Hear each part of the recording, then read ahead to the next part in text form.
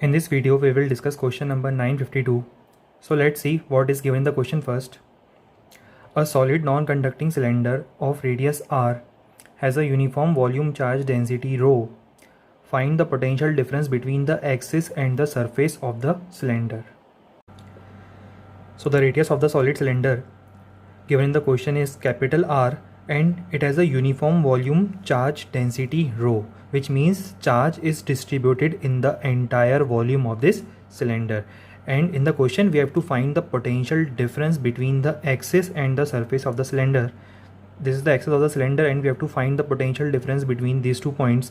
One is lying on the axis and second point is lying on the surface of the cylinder.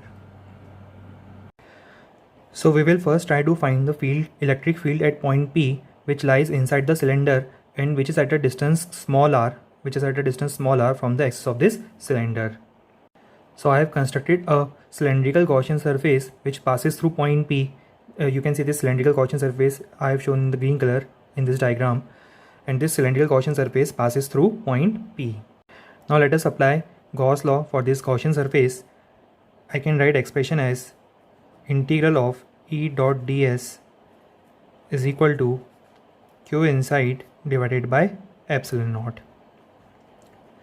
On solving this integral, we will get the value E into 2 pi small r h. 2 pi small r h is curved surface area of this cylinder, which is equals to q inside. Q inside will be equal to volume inside or volume enclosed by the Gaussian surface into volume charge density divided by epsilon naught. Now we can write the value of this volume of this cylindrical Gaussian surface, volume enclosed inside the cylindrical Gaussian surface, as pi r square into h into rho upon epsilon naught. On solving the expression, we can say that field inside this particular cylinder, entire cylinder at a distance r from its axis, will be r rho by 2 epsilon naught.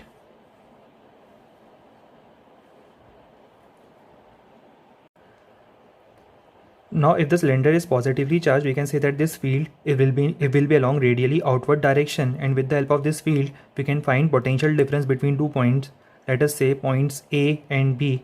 With the help of relation between field and potential, we can write VB minus VA will be equal to minus integral of E dot dr from A to B. So this will be equal to minus integral of r rho by 2 epsilon naught. I have substituted the value of electric field in this expression and integrating from A to B.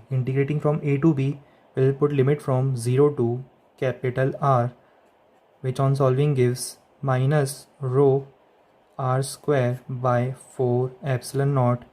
This is the potential difference between 2 points. One is lying on this axis and second one is on surface, and we can say that VA minus VB is equals to rho r square by 4 epsilon naught. Or we can conclude that if cylinder is positively charged, since field will be along radially outward direction, we can say that this point will be at higher potential as compared to point B. And so this is our desired result.